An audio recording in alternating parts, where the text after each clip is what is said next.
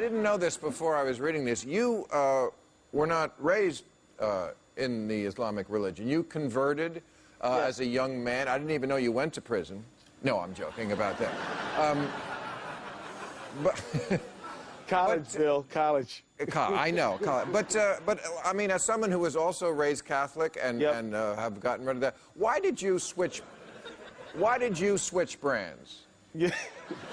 You know what? I can't claim that I was ever the most devout practicing Catholic. I was raised in a Catholic household, went to Catholic school, went to all boys Catholic high school, Detroit, UAD High School, go Cubs. But you know, I just was looking for. I was interested in social justice, social change when I got on campus, and I found people who were working on those things, like the anti-apartheid struggle and things like that. Happened to also, some of them were Muslim, and you know, I went to the mosque one day. I liked what I heard about a message of inclusion, social justice, all races, all colors in the room, and I started investigating, and I've been a Muslim since I was 19, so it works for me. I do believe that religious pluralism is a key component of the human experience, at least it should be, and that we need to have respect for the people who are believers and non-believers. I'm proud to represent a group of people in my district who are non-theists, and whenever we have interfaith roundtables, we invite them too, because we think they have important things to contribute to the dialogue. Right on. So let me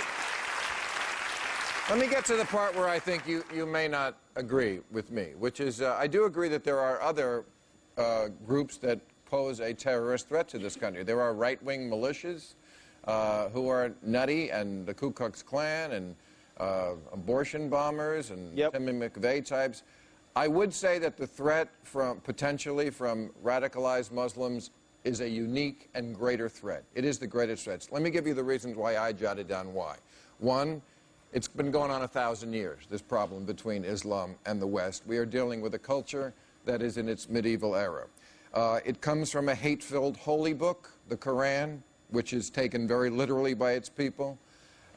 They are trying to get nuclear weapons. I don't think Tim McVeigh would ever have tried to get a nuclear weapon, because I think right-wing nuts, they think they love this country, and they are not trying to destroy this country. They want to get it away from the people they see as hijacking it. That's different than Muslim extremists who want to destroy it. And also, it's a culture of suicide bombing, which is hard to deter from people who want to kill themselves. Well, I tell you, Bill, I think that you should investigate this issue a little more, because I think that you're lumping together things that shouldn't be lumped together, and you're casting a very wide net, and therefore coming to the wrong conclusions. First of all, when you talk about they're trying to get nuclear weapons, are you referring to Iran? Who are you talking about? Al-Qaeda? I think anyone who is influenced by Al-Qaeda and the statements of Osama bin Laden, and that's... Yeah, but Muslims aren't. I mean, there's 1.4 billion Muslims in the world. Of course, no one is disputing that the vast, giant majority of Muslims are not the problem. We're talking about a very small percentage, but it just takes one. That's what we're talking about when we're talking about terrorism.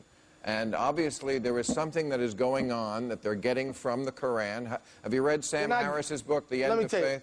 They're not getting it from the Quran. You know, Bill, I'm glad. Let's use this point for a moment, because as you know, as a student of religion, you know, their books are complex. They're compiled, and taking them out of context is a very easy thing to do. I've heard this many times, and I don't buy it. I'm sorry. Well, Sam Harris says on almost every page, the Quran instructs observant Muslims to despise non-believers. That's absurd, ridiculous, and he quotes it. Am I getting the wrong translation? Because that's what every Muslim always tells me. No, really? You must be. I would recommend... A lot of bad translations, then. Well, why don't you read the part where it says that anyone who takes a life is as if he killed the whole world, and anyone who saves a life is as if he saved the whole world. What about the one where it says that there be no compulsion in religion, and that it's literally wrong? Well, then where are the terrorists getting their instructions from? They're getting it from something else. Like any ideologue, they will take things out of context to do what they want to do. If you listen to terrorist rhetoric, Bill, what they do is they cite politics. They cite political grievances. They don't really use too much religion. As a matter of fact, when you find Muslims who reject terrorism, as I do and almost everyone does, it often is for spiritual and religious reasons and moral reasons. But when people want to justify it, they justify it on political reasons. This is well documented. Check out the Gallup poll. Check out people who've studied this stuff. One of the things that I think we can do to undermine terrorist ideology is actually to use people who know the Quran and to go after people like Anwar al-Awlaki who misquote it, misuse it, and don't really understand it. So I hope that happens. All right. Thank you for joining us, Congressman. I appreciate your time.